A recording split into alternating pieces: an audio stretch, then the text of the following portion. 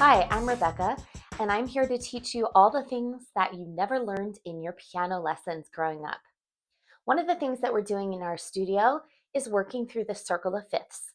The circle of fifths is a tool that takes us from C major to all the other major and minor keys on the entire piano. Make sure to check out my other playlist for how to improvise in different keys and to check out the keys that we have hit so far. We started out in C major, which is all of the white notes between C and C. No black notes at all. Everybody starts there, and it's great, but we're going to move beyond that. The next key is the key of G major with one sharp, and then we went to D major with two sharps, then to A major with three sharps. So guess how many sharps we're working on today? That's right, we're in the key of E major, and that has four sharps, four black notes in it. So I'm going to show you on the piano how to improvise in the key of E major, which white notes to skip and which black notes to play, including the major chords in the key of E major.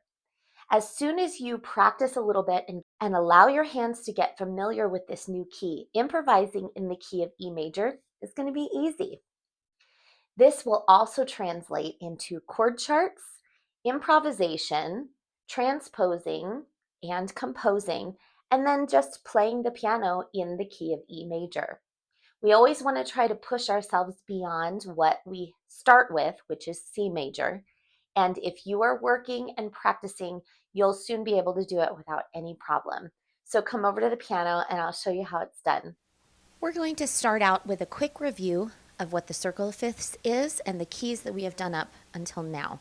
So we're starting in the key of C major, which are the notes between C and C. And there are just white notes, no black notes. So here is C major.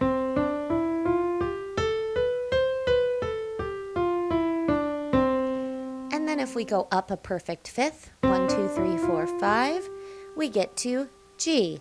So G has one sharp, and that is an F sharp. So instead of the F, we're going to play an F sharp. So here is a G major scale.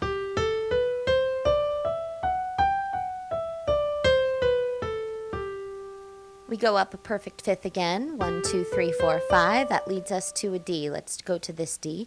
So now we have the F sharp, that's from G major, and we're adding a new one, which is C sharp. So instead of F and C, we play F sharp and C sharp. Here is D major.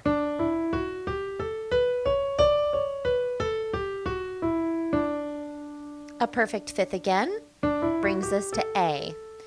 So for A major, we have the F sharp, we have the C sharp, and we add a new one, which is G sharp. So let's do A major.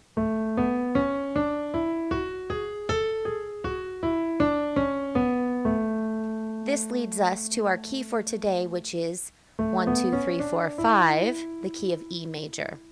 So now let's add our sharps that we had before from A major. So we had F sharp, C sharp, G sharp, and then one more, which is our new one today, which is D sharp.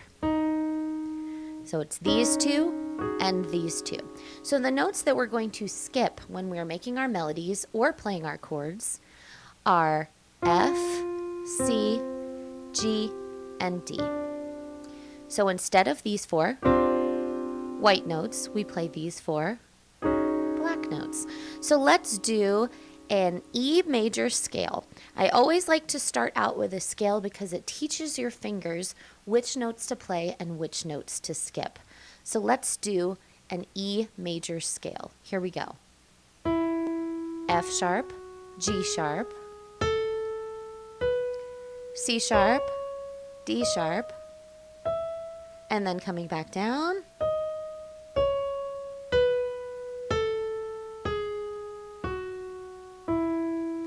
And remember, you don't have to know the scale fingering. You can just do it with one finger and be totally fine.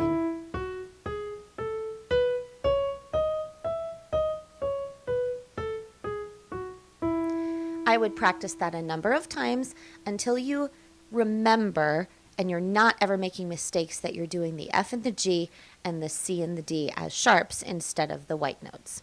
I like to think of them as lava notes. That's how I teach my students.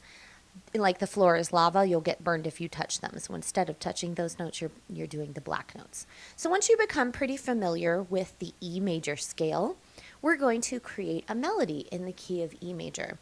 So creating a melody is really easy. You just have to start and end with an E, and it doesn't even have to be the same E. You can start on this one and end on this one. The only thing I recommend is that you don't really go outside of the octave.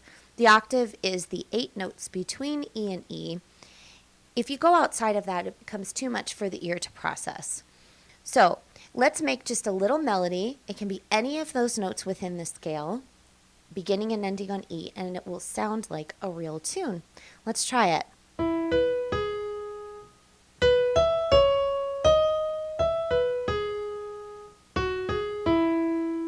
Remember that when you are improvising, there's really no rules. You can try something again if you don't like it. You can try different things to make it sound different. You can go slower, faster. You can try staccato, which is like bouncing on the notes. Or you can do legato, which is all nice and connected.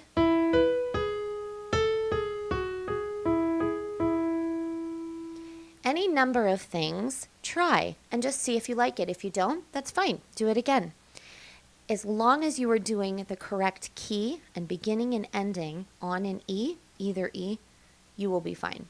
So you can do that in your left hand or your right hand. But then it's time to add some chords. So we're going to go over here to our left hand because that's what is going to be playing our chords. And we're going to start with a 1 chord. So a 1 chord is the first tone that you play in E major scale is an E. So we're going to build a triad on top of that. A triad is a series of 3 notes that consists of a third and a fifth.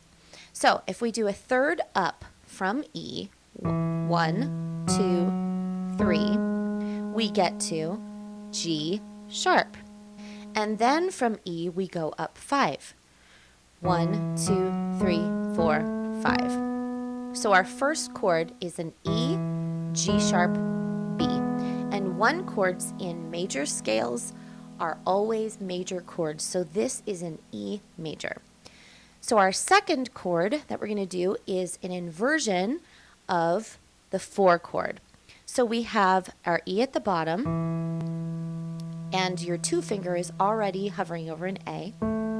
But now we're going to slide towards the board of the piano, which is up this way, so that our short finger, our number 1, which is our thumb, can reach the C sharp, like that.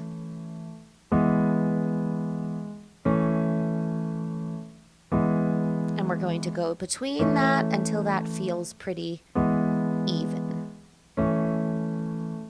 Once you've got that down, we're going to add our 5-7. So our 5-7 chord already has our B in it, and we have our 2 finger on an A, so there's a second at the top, and then at the bottom we're going to slide just a little bit so that our 5 finger, our pinky, can hit the D sharp at the bottom. So we have D sharp, A, and B. So now you're going to practice going in between those 3 chords.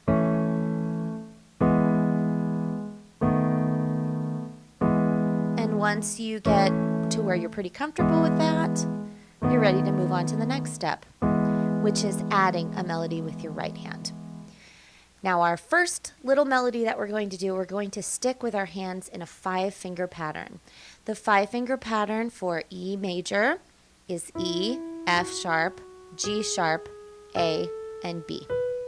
Just stay here so your hands are not popping around too much, because you're going to be moving your hands over here in our different chords, and we don't want to be moving too much at first. This is the first step. So we're going to think of this as doing our left hand first and then our right hand in measures of 4. So I'm going to do 1 beat with my left hand chord and then 3 beats with my right hand, just to start out with. All right? So let's try this. 1, 2, 3, 4. 1, 2, 3, 4. 1, 2, 3, 4. 1, 2, 3, 4, 1. And And once that becomes pretty easy for you, now it is time to move your right hand between the octave. So now you can change in whatever pattern you want in your left hand, and your right hand will be creating a melody. So let's try a little melody between the octave, and remember we are starting and ending on either E and sticking within this octave. All right, here we go.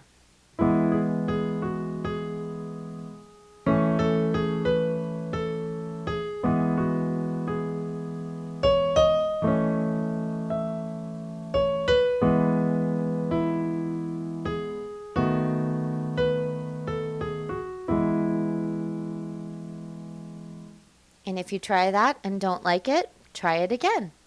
We can try many different styles as many times as you want to. Once you become familiar with this pattern in your left hand of the 1 chord, the 4 chord, and the 5/7 chord, you can then move into making chords all the way up the scale. So let's start with a 1 chord in our left hand, and we're just going to stick with triads right now. So this is a 1 chord, which is what we talked about, and we're going to go to a 2 chord. A 2 chord is always minor. So the second tone in E major is an F sharp. So we're going to build a triad on top of the F sharp. So we come to F sharp, A, and C sharp.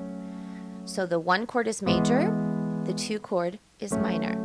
The 3 chord, our third tone, is built on a G sharp. And a 3 chord is also always minor.